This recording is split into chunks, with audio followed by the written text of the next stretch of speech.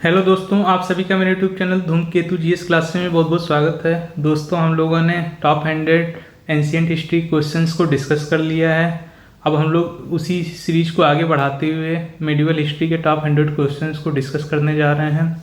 जो भी हमारे फ्रेंड वनडे एग्जाम की तैयारी कर रहे हैं, चाहे वो यूपी पेट का हो या फिर जूनियर असिस्टेंट का हो या फिर आयोग के एग्ज़ाम में भी अपीयर होने जा रहे हैं, आर ओ का हो या फिर अपर निजी सचिव की वैकेंसी आने वाली है, तो किसी भी एग्ज़ाम में आप अपीयर हो रहे हैं तो ये सीरीज ज़रूर फॉलो करें, क्योंकि इसमें क्वेश्चंस के साथ साथ हम लोग फैक्ट भी डिस्कस करते चलेंगे। तो इससे आपका एक कॉन्सेप्ट बिल्डअप हो जाएगा और एग्जाम में क्वेश्चंस गलत नहीं होंगे। तो आइए स्टार्ट करते हैं। पहला क्वेश्चन है, कन्नौज के लिए हुए त्रिपक्षीय संघर्ष में अंतिम विजय किसकी हुई? ऑप्शन ए प्रतिहारों की, ऑप्शन बी पालों की, ऑप्शन सी चालुक्यों की और ऑप्शन डी राष्ट्रकूटों की। ठीक है, तो त्रिपक्षीय संघर्ष पहले देख लेते हैं किस किस के बीच में हुआ। प्रतिहारों के बीच में, पालों के बीच में और राष्ट्रकूटों के बीच में। इन तीनों के बीच त्रिकोणीय संघर्ष हुआ कन्नौज के लिए, और ये 750 ईस्वी से 750 ईस्वी से 1000 ईस्वी तक चला। और इसमें फाइनली कौन विजयी हुआ? तो गुर्जर प्रतिहार इसमें से फाइनल विजयी हुए। चलिए अगले क्वेश्चन पे चलते हैं। दूसरा क्वेश्चन है, किस राष्ट्रकूट शासक ने एलोरा के पर्वतों को कटवाकर प्रसिद्ध कैलाश मंदिर का निर्माण करवाया? ऑप्शन ए इंद्र तृतीय, ऑप्शन बी कृष्ण तृतीय और ऑप्शन सी कृष्ण प्रथम और ऑप्शन डी इंद्र प्रथम। तो इसका करेक्ट आंसर हो जाएगा ऑप्शन सी कृष्ण प्रथम ने कराया था। ठीक है, अगले क्वेश्चन पे चलते हैं। वातापी किसकी राजधानी थी? Option A Chola, option B Chera, option C Chalukya और ऑप्शन डी पांड्य। तो इसका करेक्ट आंसर हो जाएगा चालुक्यों की राजधानी थी।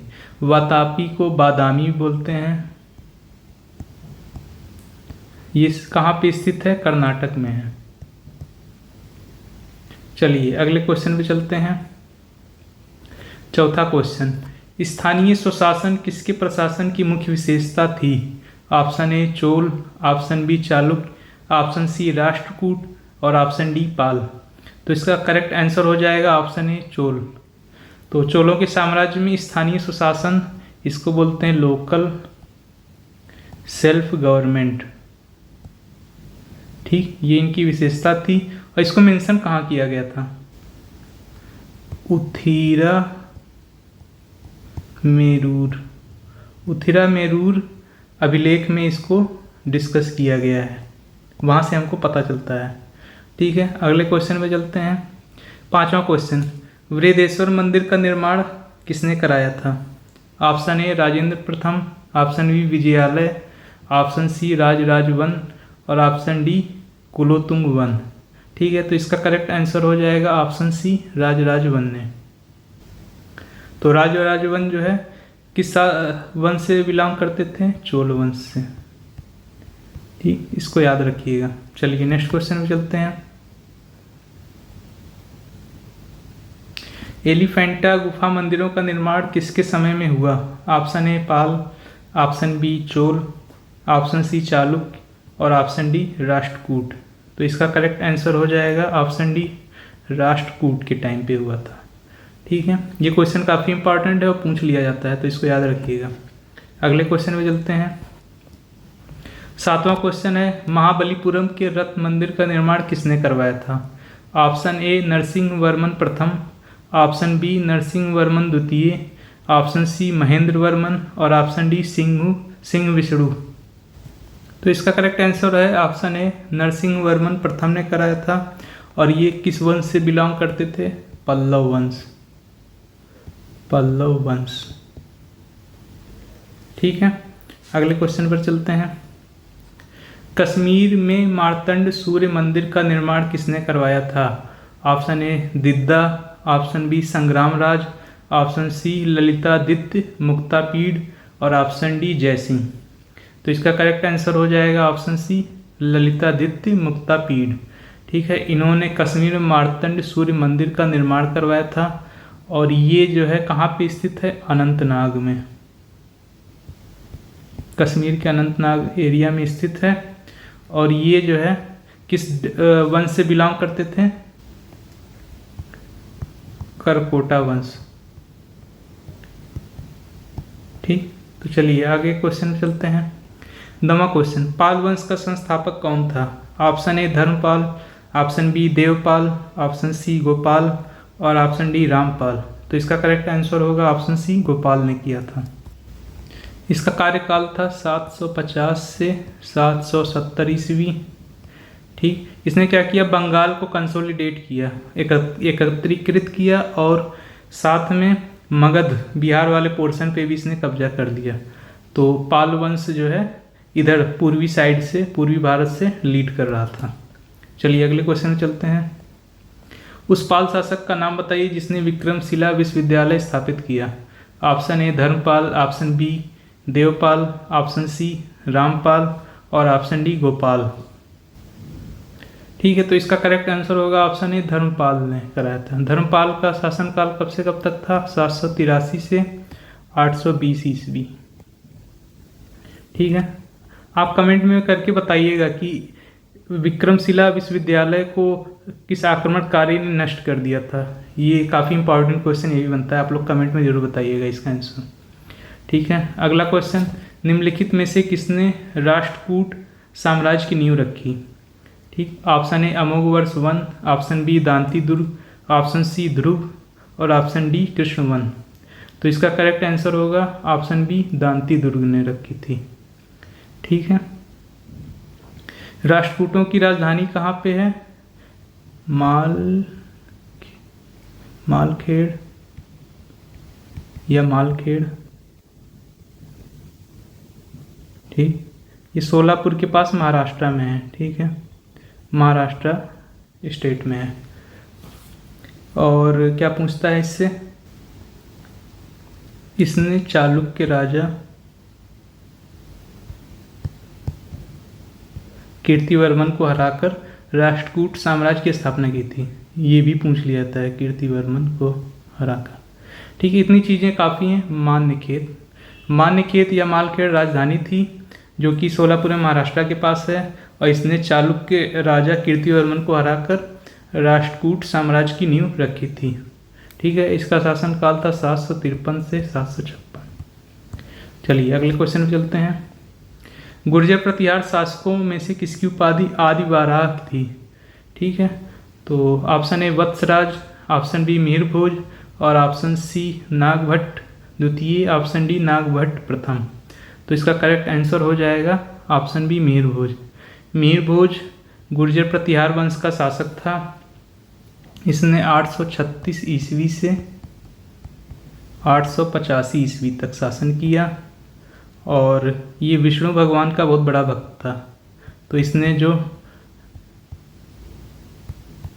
टाइटल लिया, आदिवाराह का टाइटल लिया। ठीक है, अगले क्वेश्चन में चलते हैं।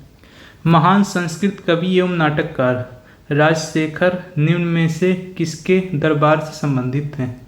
Option A Raja Bhoj, option B Mahipal, option D Indra तृतीय और ऑप्शन सी, सॉरी ये ऑप्शन डी है, ये ऑप्शन सी रहेगा, ऑप्शन डी महेंद्रपाल प्रथम। तो इसका करेक्ट आंसर हो जाएगा ऑप्शन डी और ऑप्शन बी, महिपाल और महेंद्रपाल प्रथम। ये दोनों गुर्जर प्रतिहार वंश के शासक थे। इनके नाम में पाल जुड़ा हुआ है, तो कंफ्यूज मत हो जाइएगा कि ये पाल वंश से संबंधित हैं। ये लोग गुर्जर प्रतिहार वंश से संबंधित हैं और महेंद्रपाल प्रथम का पुत्र था, कौन था? ये महिपाल। ठीक है, अब तो इन दोनों के राज दरबार में राजशेखर कवि और नाटककार थे। ठीक है, इनकी इम्पॉर्टेंट रचनाएं कौन कौन सी हैं? कर्पूर मंजरी। ठीक है, काव्य मीमांसा। चलिए अगले क्वेश्चन पर चलते हैं। 14वां क्वेश्चन, राजा भोज ने शासन किया। ऑप्शन ए बस्तर पर, ऑप्शन बी धारा पर, ऑप्शन सी महाकौशल पर और ऑप्शन डी उज्जैन पर। ठीक है, तो पहले एक चीज़ मैं बता दूं, ये जो राजा भोज हैं ये मिहिर भोज से अलग हैं। एक मिहिर भोज भी थे, ये थे गुर्जर प्रतिहार से संबंधित। ठीक, और ये किससे संबंधित हैं? ये राजा भोज किससे संबंधित हैं? परमार वंश से, परमार वंश। ठीक, परमार वंश की राजधानी एक्चुअल में उज्जैन थी। ठीक है, तो कुछ लोग यहाँ से कंफ्यूज होकर इसको टिक कर देते हैं, जबकि ये गलत आंसर है। राजा भोज जो परमार वंश के शासक थे, इन्होंने अपनी राजधानी या कह लीजिए जो केंद्र था शासन का, उसको उज्जैन से धारा पर शिफ्ट कर लिया। तो इसका ऑप्शन करेक्ट होगा ऑप्शन बी। अगर एक कॉमन क्वेश्चन पूछता है परमार वंश का केंद्र कहाँ पे था, तो उज्जैन पर था। ठीक है, लेकिन अगर राजा भोज से संबंधित पूछा जाएगा तो इन्होंने उज्जैन से धारा पर शिफ्ट कर दिया था। तो इसका करेक्ट आंसर होगा धारा। चलिए अगले क्वेश्चन चलते हैं। कश्मीर का अकबर नाम से प्रसिद्ध सुल्तान था। Option A Sultan Shamsuddin Shah, option B Sultan Qutbuddin, option C Sultan Sikandar और ऑप्शन डी सुल्तान जैनुल आबदीन। तो इसका करेक्ट आंसर होगा ऑप्शन डी सुल्तान जैनुल आबदीन। ये एक्चुअली में बहुत ही दानी राजा था, इसीलिए इतिहासकार इसको जो है कश्मीर का अकबर बुलाते हैं। इसका मेंशन अच्छा कहाँ पे मिलता है? आप लोगों को मैंने प्राचीन साहित्य और साहित्यकार में बताया था कि राजतरंगिणी में कश्मीर की इतिहास लिखा हुआ है, कौन सा राजा कब कितना शासन किया है, उसमें इनका नाम मेंशन है। ठीक है, राजतरंगिणी में। और इसको लिखा किसने था? तो कल्हड़ ने इसको लिखा था, ये याद रखिएगा। चलिए नेक्स्ट क्वेश्चन में चलते हैं। 16वां क्वेश्चन, कश्मीर के शासक जैनुल आबदीन का वास्तविक नाम क्या था? अभी जिसको हमने देखा कश्मीर का अकबर कहते हैं, उसका वास्तविक नाम पूछा जा रहा है। तो ऑप्शन देख लेते हैं। Option A Ali Shah, option B Hasan Shah, option C Haider Shah और ऑप्शन डी शाही खान। तो इसका करेक्ट आंसर हो जाएगा ऑप्शन डी शाही खान। ठीक है, चलिए अगले क्वेश्चन चलते हैं। 17वां क्वेश्चन, मोहम्मद बिन कासिम ने भारत पर कब आक्रमण किया? ऑप्शन ए 710 ईस्वी में, ऑप्शन बी 711 ईस्वी में, ऑप्शन सी 712 ईस्वी में और ऑप्शन डी 715 ईस्वी में। तो इसका करेक्ट आंसर होगा ऑप्शन सी 712 ईस्वी में। साथ में एक तरह से और ये क्वेश्चन पूछ लिया जाता है कि पहला मुस्लिम आक्रमणकारी,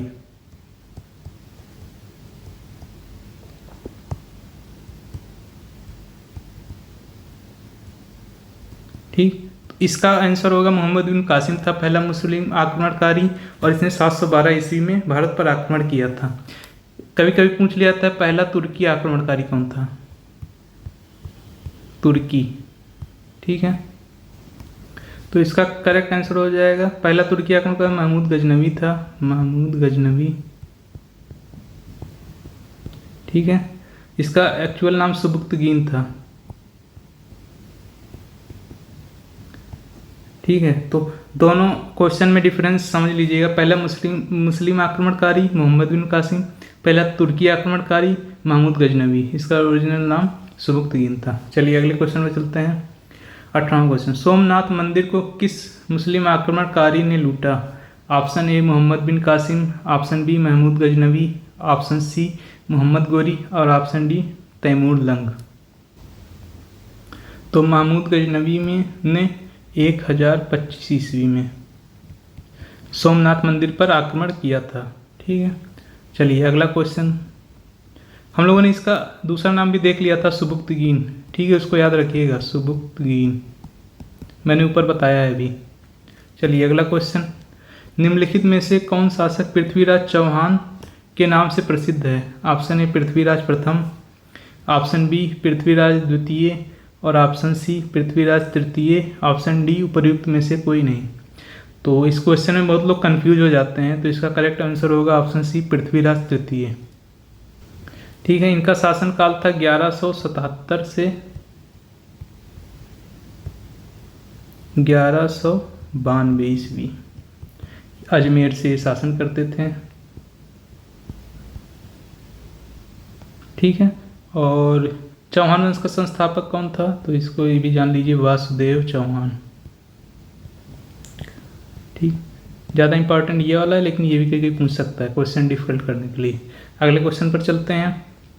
20वां क्वेश्चन, आल्हा उदल संबंधित हैं ऑप्शन ए चंदेरी से, ऑप्शन बी विदिशा से, ऑप्शन सी महोबा से, ऑप्शन डी पन्ना से। तो इसका करेक्ट आंसर होगा ऑप्शन सी महोबा से। ठीक है, आल्हा और उदल दो व्यक्ति थे। ये लोग चंदेल राजा, परमल के सेना नायक थे। इन्होंने बहुत वीरता से लड़ाई की।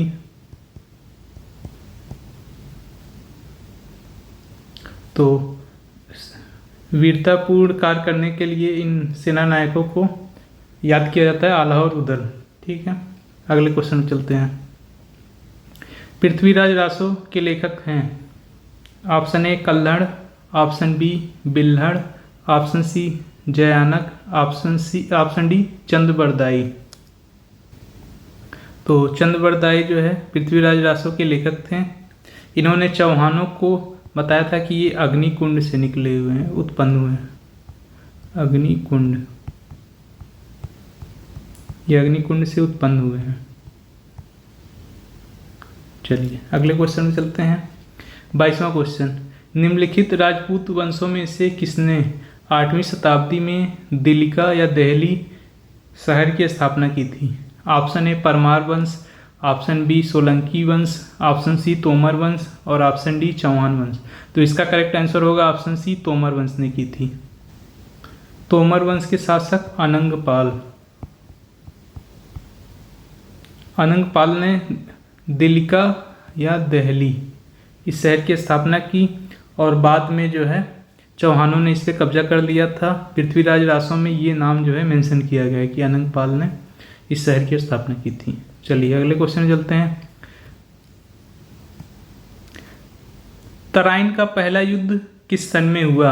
ऑप्शन ए 1190 ईस्वी, ऑप्शन बी 1191 ईस्वी, ऑप्शन सी 1192 ईस्वी और ऑप्शन डी 1193 ईस्वी। तो इसका करेक्ट आंसर हो जाएगा ऑप्शन बी 1193 ईस्वी। यह युद्ध किसके बीच में लड़ा गया? पृथ्वीराज चौहान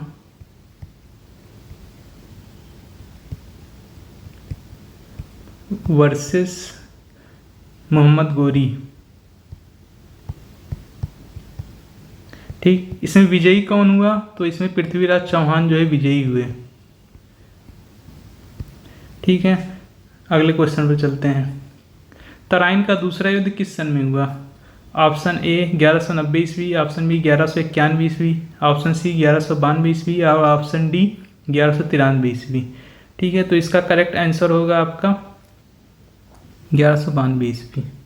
ठीक है, 1191 में पहला युद्ध हुआ था तो मोहम्मद गोरी हार गया था, तो उसने क्या किया, फिर से सेना इकट्ठा की, सबको जोड़ा और उसके बाद जो है पृथ्वीराज चौहान पर हमला कर दिया।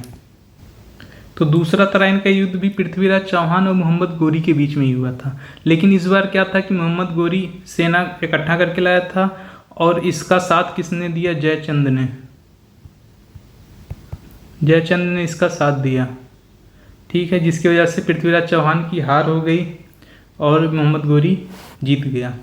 चलिए अगले क्वेश्चन पर चलते हैं। चंदावर की लड़ाई किस वर्ष लड़ी गई? ऑप्शन ए 1190 ईस्वी, ऑप्शन बी 1192 ईस्वी, ऑप्शन सी 1193 ईस्वी और ऑप्शन डी 1194 ईस्वी। तो जो चंदावर की लड़ाई थी, अभी तो जयचंद ने किसका साथ दिया था? मोहम्मद गोरी का साथ दिया था। अब जयचंद खुद दिल्ली के गद्दी पे बैठ गया, उसने कब्जा कर लिया, तो ये जो है इनके खिलाफ लड़ाई इसने छेड़ दी, जयचंद के खिलाफ, जो कि 1194 ईस्वी में हुआ था। चंदावर कहाँ पड़ता है आपका? फिरोजाबाद जिले में पड़ता है, यूपी के फिरोजाबाद जिले में।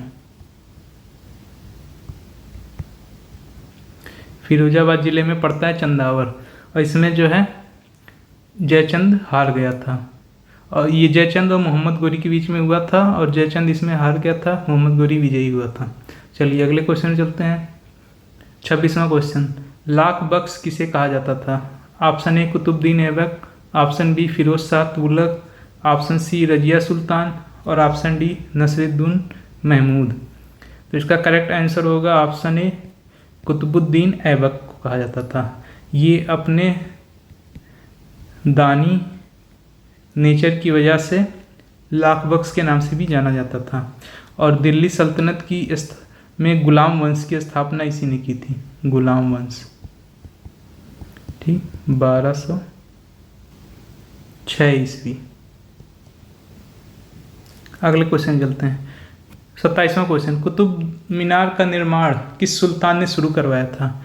Option A Firoz Shah Tughlaq, option B Mahmud Ghaznavi, option C Mohammad Ghori और ऑप्शन डी अलाउद्दीन खिलजी।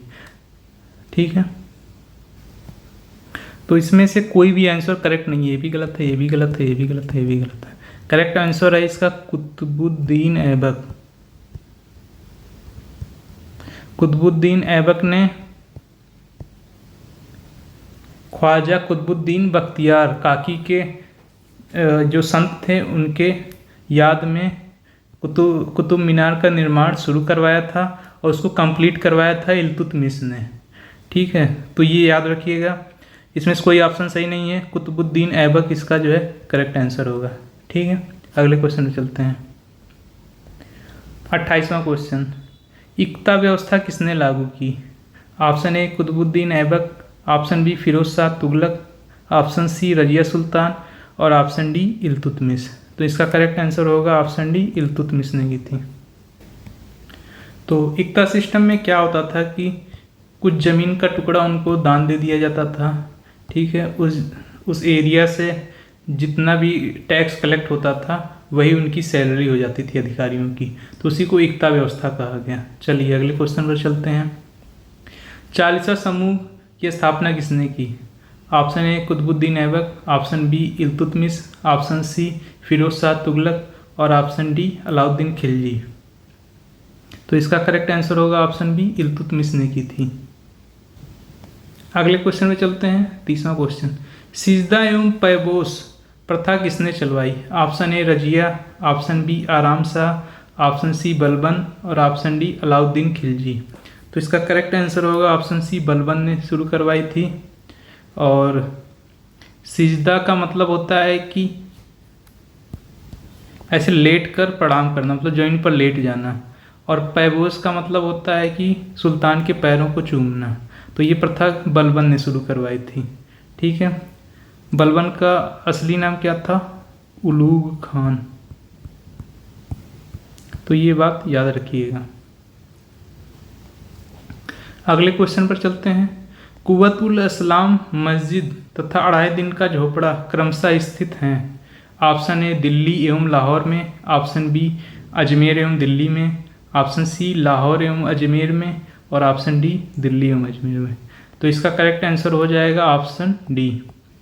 ये कुव्वतुल इस्लाम मस्जिद है, ये जो है आपका दिल्ली में है।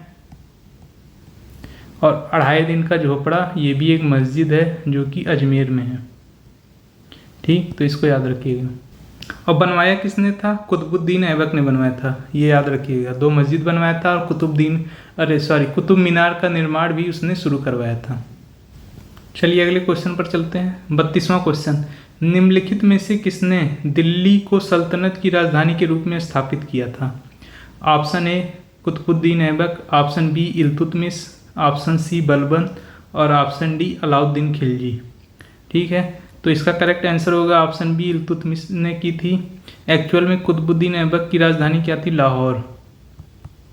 ठीक, ये लाहौर से शासन करता था। और इल्तुतमिश ने क्या किया? लाहौर से दिल्ली शिफ्ट कर दिया। तो ये सुल्तान का नाम पूछा जाता है कि सुल्तान ने जो है शिफ्ट किया था राजधानी। चलिए अगले क्वेश्चन में चलते हैं। कुतुबुद्दीन ऐबक की राजधानी थी। Option A Delhi, option B Lahore, option C Ajmer और ऑप्शन डी लखनऊती। तो इसका करेक्ट आंसर होगा ऑप्शन बी लाहौर। अभी अभी हम लोगों ने डिस्कस कर लिया है कि कुतुबुद्दीन ऐबक की राजधानी थी लाहौर और इल्तुतमिश ने लाहौर से दिल्ली में उसको शिफ्ट किया था। ठीक है, तो ये चीज़ याद रखिएगा।